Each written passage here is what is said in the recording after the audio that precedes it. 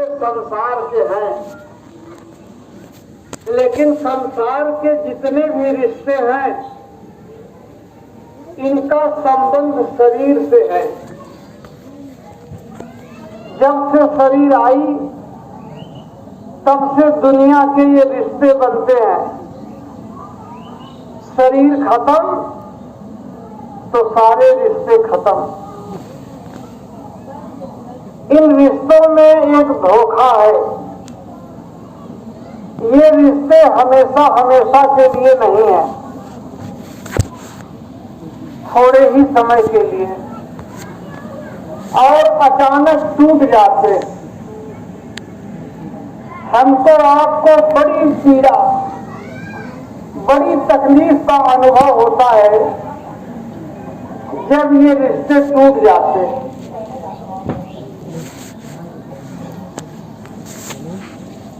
ये संसार के रिश्ते जहां जितना गहरा संबंध है वहां उतना ही गहरा दुख है।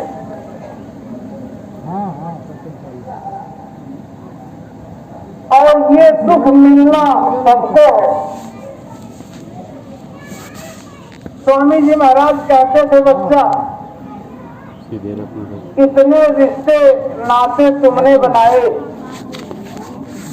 ये सब इसी बार से है। जब तक शरीर है तब तक सब तुम्हारा साथ देंगे, लेकिन अगर तुम्हारी श्वासों की पूंजी खत्म हो जाए और जीवात्मा यहां से अकेले चले तो उस पार के लिए भी कोई रिश्ता तुमने बनाया। ये रिश्ते तो एक भी तुम्हारा साथ देने वाले नहीं। जीवात्मा का कोई साथी, कोई रिश्तेदार जो उसकी मदद करे, कोई संबंधी, तो तुम तो बड़े नादान निकले। तुमने उधर का कोई साथी नहीं बनाया, तो हमको तुम साथी बना लो उस पार का।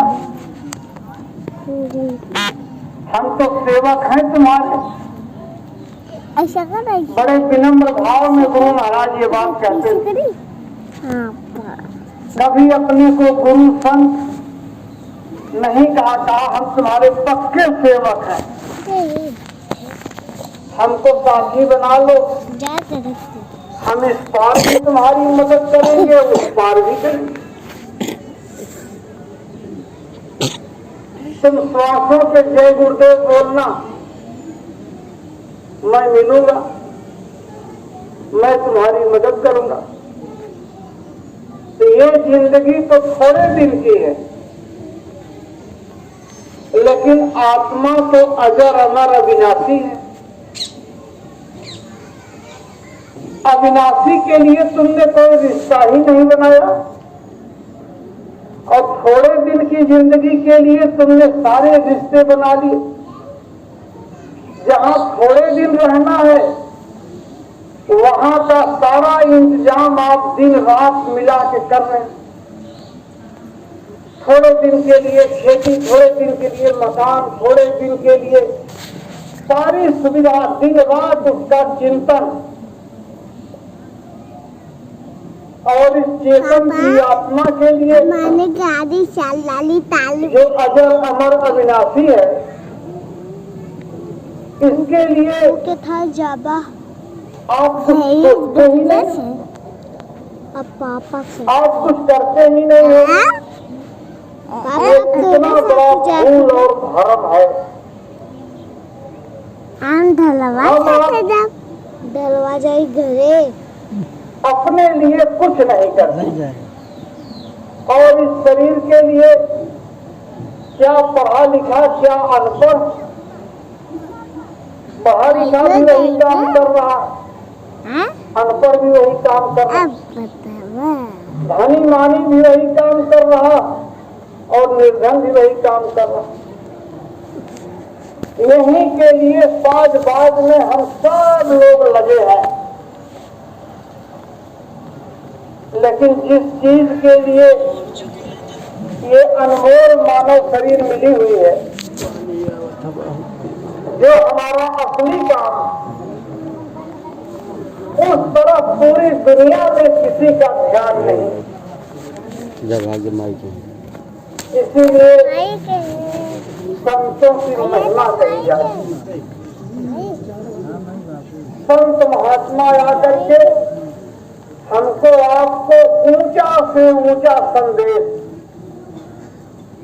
जो हमारे सच्चे हित का है, बैठा बंद, जिसमें हमारा सच्चा कल्याण है, हमको होश में ले आने का काम, हमको जगाने का काम करे। बच्चा, इधर तुम थोड़ा ध्यान दे दो, इधर लग जाओ, तुम्हारा काम बन जाए। जब जब आपको मनुष्य शरीर मिला, आपने इसे गफलत में दबा दिया, इसी दुनिया के लिए रोते रह गए। हाय बच्चे, हाय परिवार, हाय धन मान सम्मान, और यही करते करते रोते रोते चले गए। और कर्मों का इतना लेना देना हो गया, आप झूठ बोले, आप बेईमानी किए, आप चोरी किए, आप हिंसा किए, तो वहां तो सबका बदला लेना।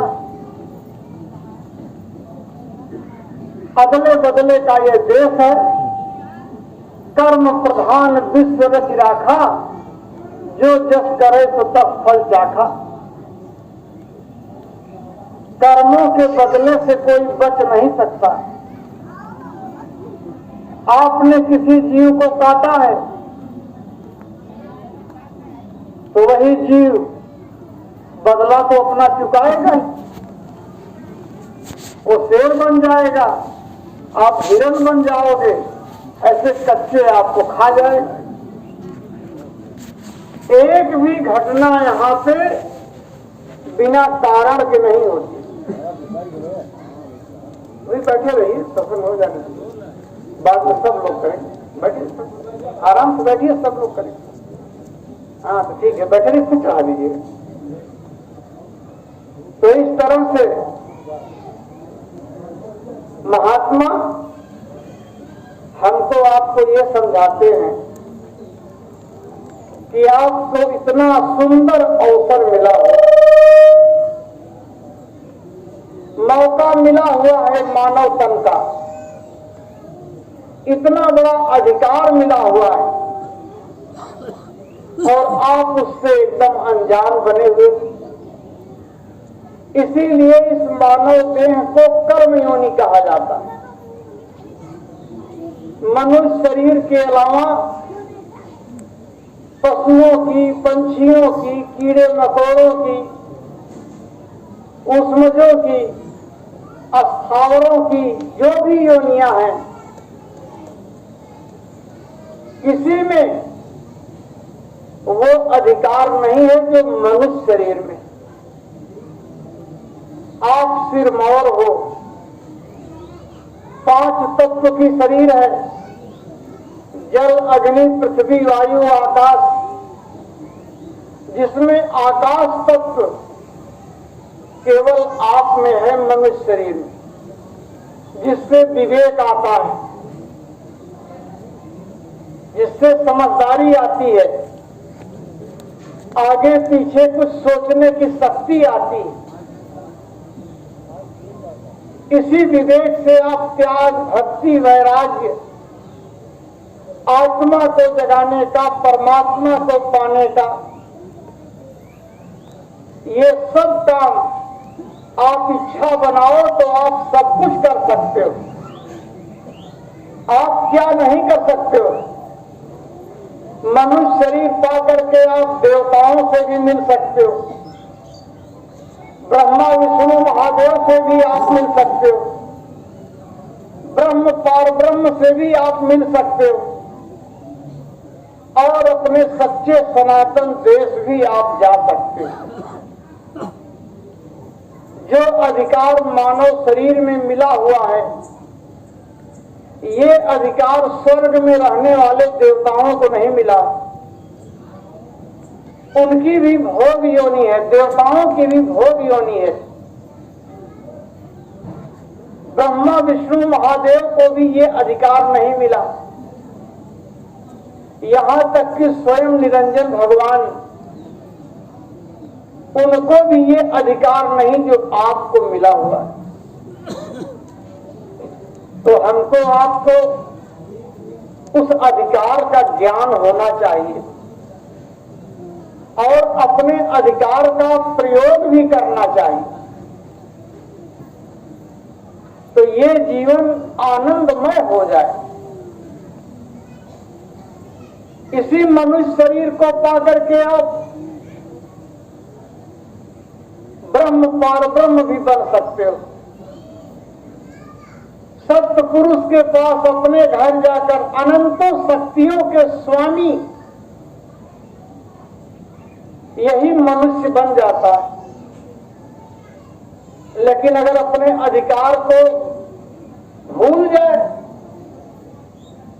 उसका कोई उपयोग न करे, यही मनुष्य चांडाल बन जाता है, राक्षस बन जाता है, अपराधी बन जाता है, पापी बन जाता है और गलीच से गलीच नरकों में चला जाता है, जहां काटा जाए, जहां सड़ाया जाए। यही आत्मा 84 में चली जाती, पशुओं में, पंछियों में चली जाती, युगों युगों तक। कलयुग बीत जाएगा, द्वापर बीत जाएगा, त्रेता बीत जाएगा, सतयुग बीत जाएगा, लेकिन मनुष्य शरीर पाने का नंबर नहीं आएगा। इतना लंबा चौड़ा ये 84 का चक्कर है कि इसमें चले गए एक बार नहीं, कई कई बार ये चारों युग आकर के चले जाते हैं और मनुष्य शरीर पाने का मौका नहीं मिलता। कर्मों का भोग इतना झीना है, कुछ कर्म ऐसे घातक होते हैं जिनका भोग जल्दी जाता नहीं, और अपनी अज्ञानता में इंसान जरा भी अपने हित को नहीं सोचता, अपनी परवाह नहीं करता। जिस तरीके से, जिस निर्दयता से लोग जीवों की हत्या करते हैं, अपने शान शौकत के नाम पर, नाच बात रिश्तेदारों के स्वागत के नाम पर, आप एक मुर्गा काट रहे हैं, बकरे को काट रहे हैं, मछली को काट रहे हैं, वो तड़पते हैं, चीखते हैं, चिल्लाते हैं, उनकी आवाज जाकर के ऊपर ठोकर मारती है।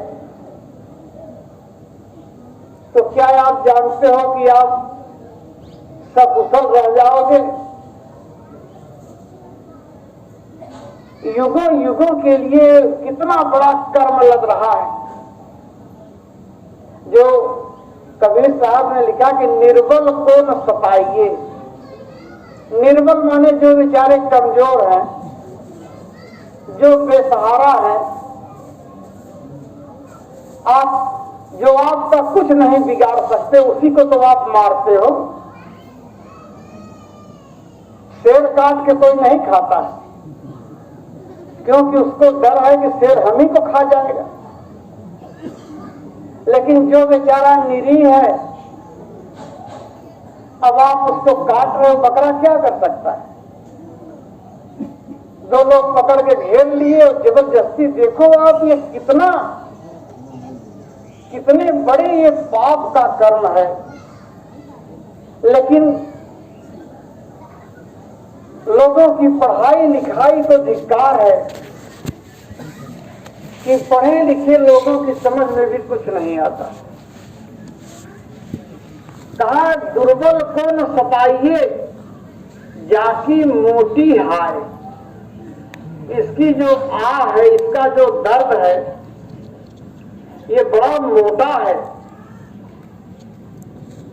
ये आपको चैन से नहीं रहने देगा। कहा मुई खाल की सांस से सार भस्म हो जाए। जैसे लोहार की भट्टी होती है तो उस पर चमड़ा जो है मुर्दा चमड़ा है, लेकिन उसकी भी जब आह निकली तो मोटा मोटा लोहा भी गल जाता है।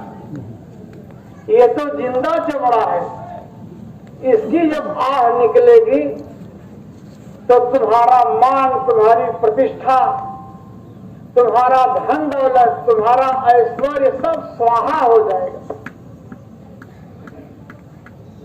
तो रावण के पास क्या संपदा थी, क्या ऐश्वर्य था, क्या महल था उसका, लेकिन देखो तो स्वाहा हो गया। दुर्योधन के पास क्या रौनक थी, क्या धन दौलत थी, क्या मान सम्मान था, लेकिन पाप कर्म किया तो सब जल के भस्म हो गए। कितनी बड़ी बड़ी रियासतें थी अपने देश में, राजा की तरह से लोग रहते थे, लेकिन पाप बढ़ा, अत्याचार बढ़ा, हिंसा बढ़ी, तो देखो सब जल के खत्म हो गए। हमको आपको भी जो थोड़ा सा जीवन मिला हुआ है, तो हमको भी पाप से डरना चाहिए, थर थर कांपना चाहिए कि एक चींटी भी हमसे दब के न मरे। ऐसा भाव महापुरुषों का होता है। नानक साहब ऐसे जा रहे थे, एक कुत्ता जो है रास्ते में सो रहा था, एकदम आगे पड़ गया तो दो चार भक्त लोग दौड़े कि इसको मार के हटा दें। उन्होंने तुरंत मना किया, अरे हटो, ये सो रहा है, आराम कर रहा है, तो इसकी नींद में खलल क्यों डालते हो, हम बगल से चले जाएंगे। जीवों के प्रति दया का भाव, अगर आप ध्यान से उनके चेहरे पे देखिए तो आपकी तरह से उनके पास भी आंखें हैं, कान है, जबान है, चेहरा है। अगर उनको आप सताते हो, काटते हो, मारते हो, तो जरा देखो कि उनका वो चेहरा कितना करुणामय हो जाता है, किस तरीके से बेचारे चीखते हैं। जैसे हमारा आपका चेहरा किसी तकलीफ में करुणामय होता है, वैसे इनका भी होता है, और बड़ी पीड़ा में बड़े जोर का इनका और रुदन होता है, तड़प होती है। आपसे वो सवाल करते हैं कि अरे भाई हमने तुम्हारा क्या बिगाड़ा, लेकिन देखो आप ऐसे ऐसे कत्ल खाने हैं, हजारों हजार पंछी, हजारों हजार पशु काटे जाते, कितनी बेरहमी के साथ खून की नदी बहती। तो जिस इंसान और मनुष्य को ये मनुष्य शरीर मिला था अपनी जीवात्मा को जगाने के लिए, उस मालिक को पाने के लिए, इसके अंदर जो शक्ति, लेकिन उधर का रास्ता छोड़ करके हम आप ये विनाश का रास्ता पकड़ लिए, और पूरी दुनिया एक तरफ, एक भी तो कोई होता जिंदा इसमें से जागने वाला समझदार। इसलिए कबीर साहब कहते हैं कि समझाओ समय जग अंधा। किसको मैं समझाऊं, सारी दुनिया तो अंधी है, वो समझ ही नहीं रही है क्या करना चाहिए। गोस्वामी जी महाराज कहते हैं मोह निशा सब सोवनिहारा, यहाँ मोह की रात में सब सो रहे, जिससे भी आप मिलो बात करेंगे तो सारी रात, लेकिन वही अपने घर का दुखड़ा, परिवार का दुखड़ा, शरीर का दुखड़ा, ये खेती तो ये मुकदमा तो ये जमीन तो ये मकान तो ये बेटा तो ये बेटी, बहन, इसी में सारा समय चला जा रहा है।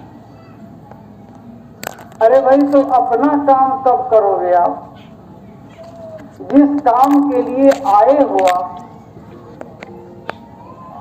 आप अजर हो, अमर हो, अविनाशी हो,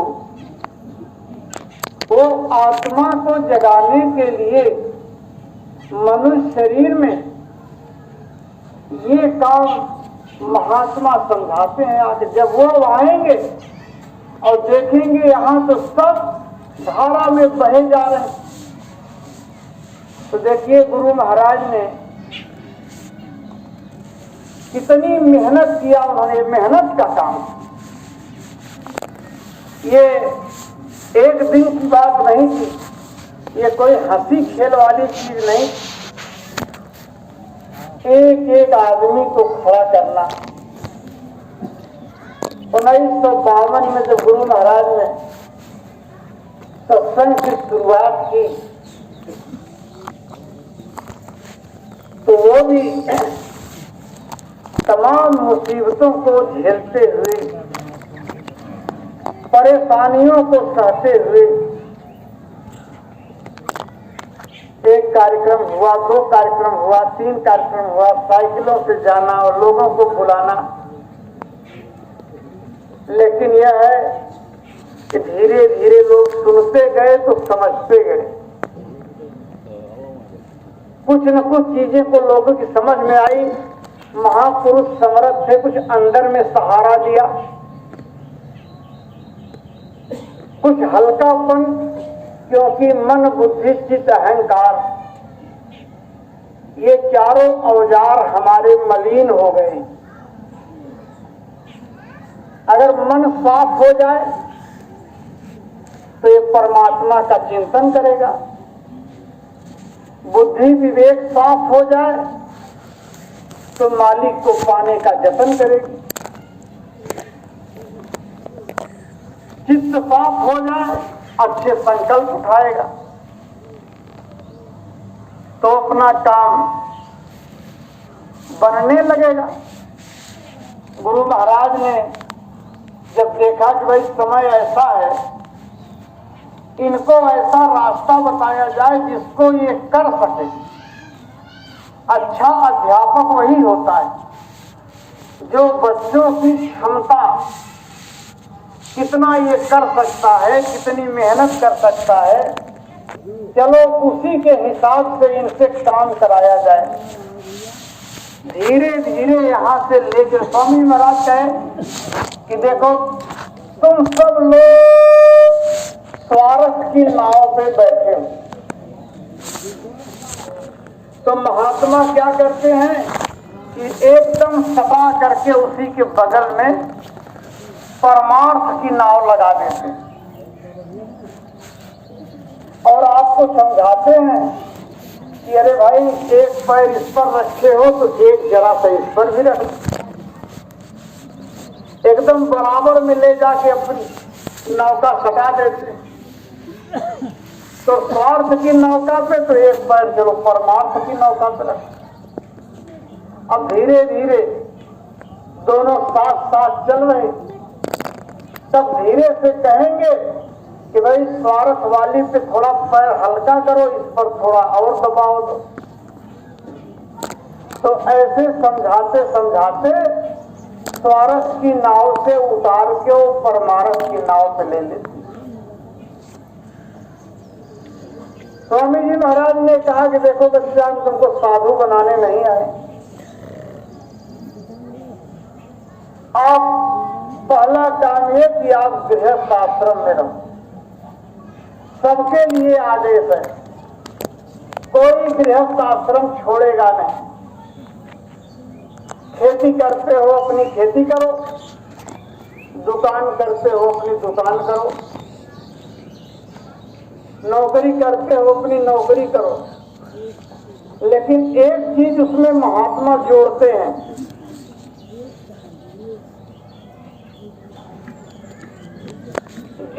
मतलब जगाते हैं कि इतना होश रखो कि ये सब हमको चाहे जब छोड़ना पड़ जाए, इसके तुम ठेकेदार नहीं हो।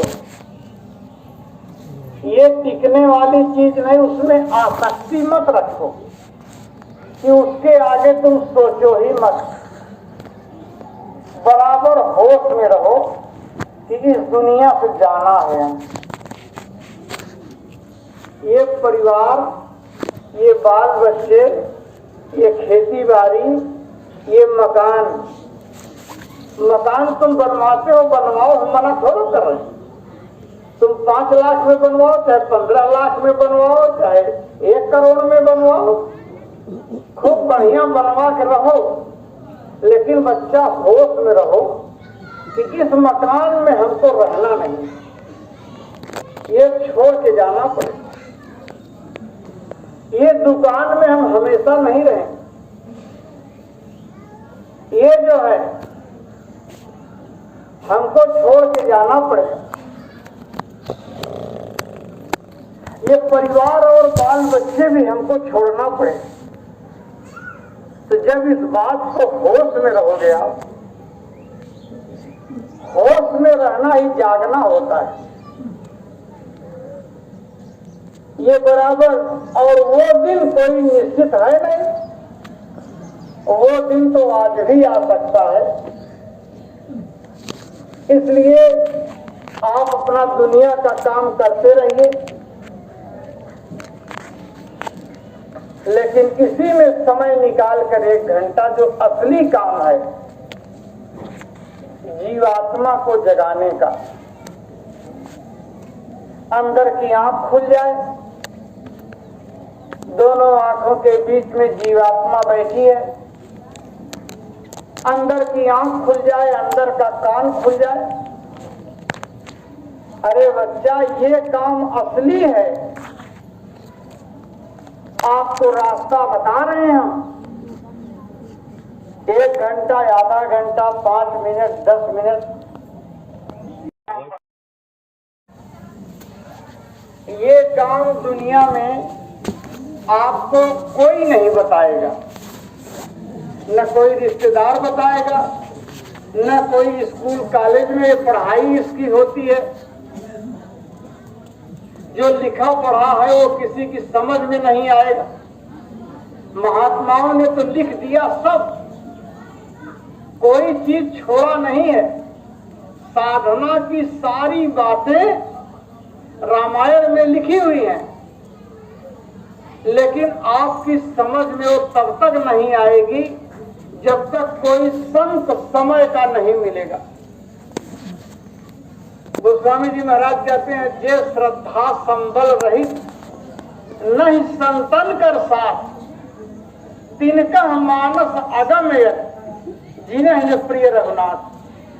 जब तक संत नहीं मिलेंगे तब तक रामायण आपको कुछ नहीं समझ में आएगा। रोज अखंड रामायण करो, पाठ करो, कथावाचक की कथा सुनो, लेकिन असली चीज क्या है ये जब संत मिलेंगे तभी समझ में आता है। संत मिल जाएंगे तब उनको ज्यादा नहीं बोलना पड़ता। हमको आपको सीधे सीधे वो निशाना पर बताते हैं, इसी निशाने पे लग जाओ, इसी पर चल पड़ो बच्चा। स्वामी जी महाराज कहते थे, आज से ही शुरू कर दो। 1 मिनट चल बैठोगे तो उसकी तुरंत मजदूरी मिल जाएगी, 2 मिनट बैठोगे तो उसकी मजदूरी मिल जाएगी। तो बताइए इतना चोखा काम कहाँ मिलेगा? इसमें आगे पीछे हम लोग इसलिए हो जाते हैं कि मन हमको आपको डमाडोल कर देता। सारा खेल मन का ही है, और मन को ही हमको आपको पकड़ करके गुरु के वचन पर चलाना है। मन एक बहुत बड़ा पावर है। मन ने अगर साथ दे दिया, विवेक के अनुसार मन चलने लगा, तो आप क्या नहीं पा सकते। इसी जन्म में सब लोग सत्यलोक जा सकते हैं, बस केवल मन चल पड़े, मन का निश्चय हो जाए कि ये चीज हमको हासिल करनी है हर हाल में, इसके अलावा हर चीज बेकार है।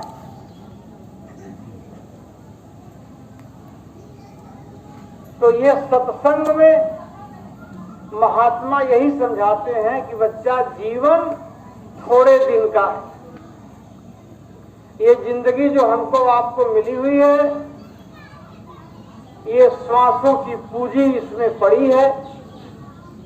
जब तक ये सांसों की पूंजी है, सांसें चल रही हैं, तब तक हम आप भी चल रहे हैं।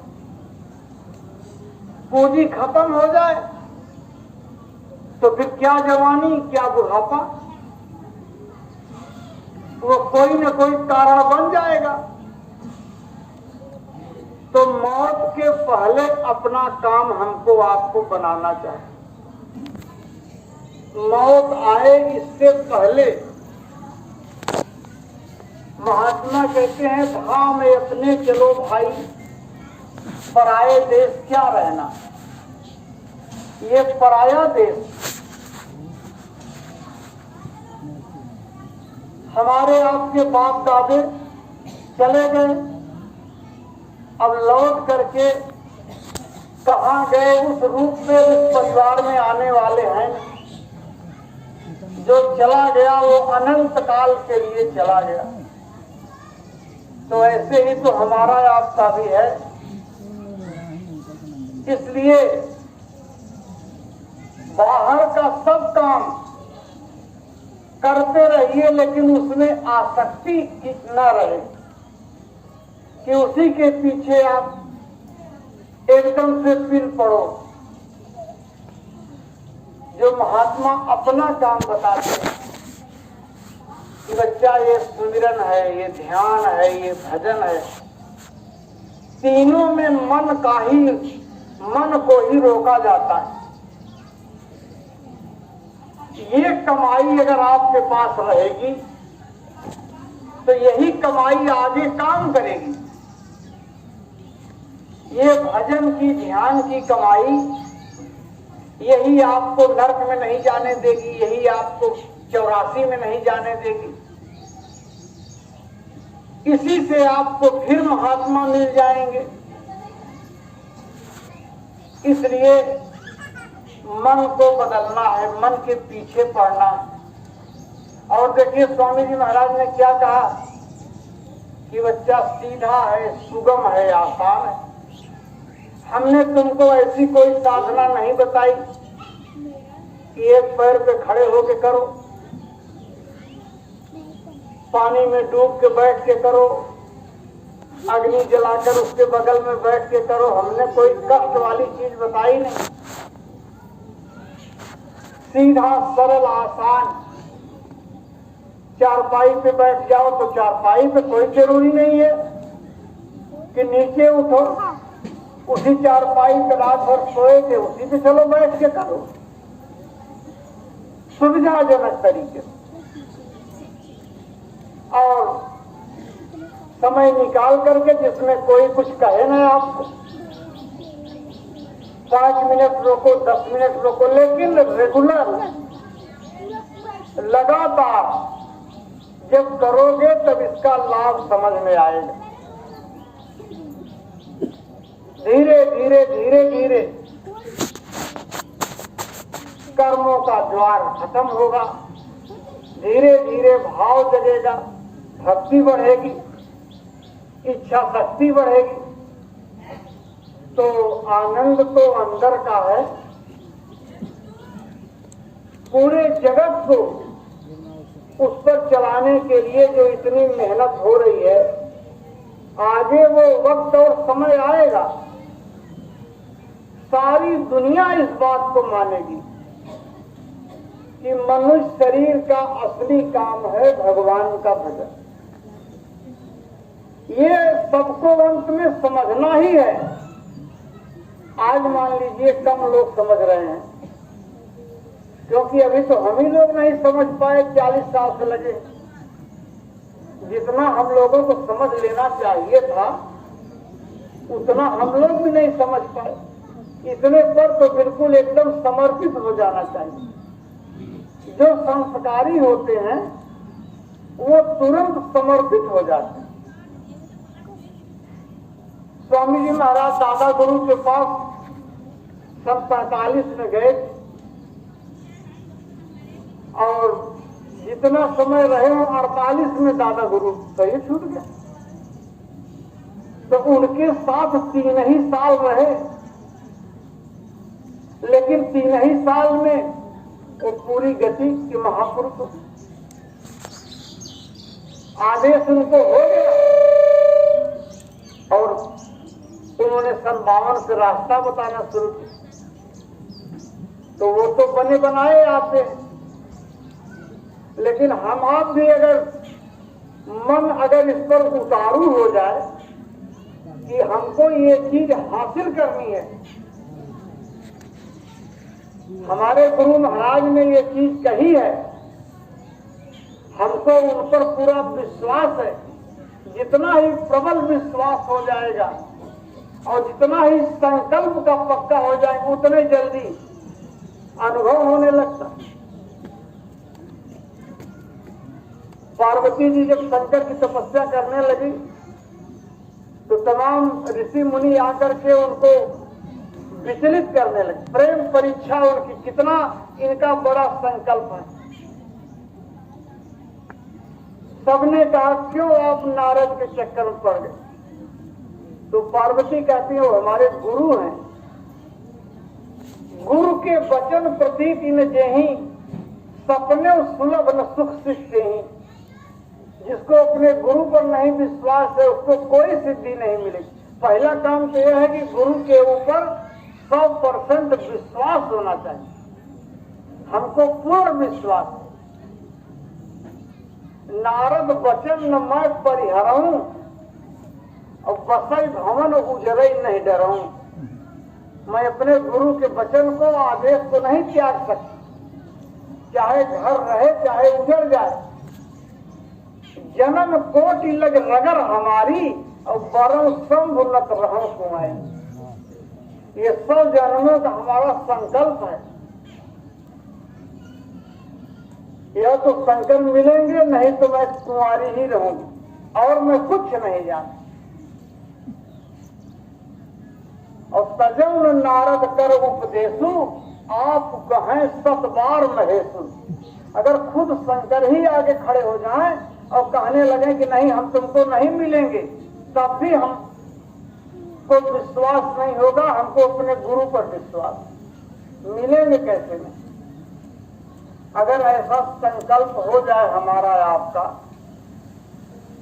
कि हमको भी हासिल करना है, शब्द पकड़ना है, चाहे जैसे। जो लोग उतारू हो गए तो फिर उनका काम भी बन गया। उसी पर लगन लग गई, विश्वास हुआ, फिर लगन लग गई। और जैसे जैसे कदम बढ़ाते जाएंगे वो लगन बढ़ती चली जाएगी, प्रेम बढ़ता चला जाएगा, विश्वास बढ़ता चला जाएगा, तो काम हो जाता। लोगों की भूख प्यास खत्म हो जाती। कबीर साहब ने कहा कि सुखिया ये संसार है, खाए और सोवे, और दुखिया दास कबीर है, जागे और रोवे। सारा संसार सुखी है, खा के आराम से सो रहा। दुखी तो एक मैं ही हूं कि न हमको नींद आती है और मैं रोता रहता, क्योंकि युगों युगों का ये बिछोह है, बिछड़ी हुई चीज है। लेकिन अगर एक बार ये काम बन गया, एक ही चीज है बस नाम की कमाई, शब्द की कमाई, यही सबसे ऊंची चीज, इससे ऊंची कुछ नहीं।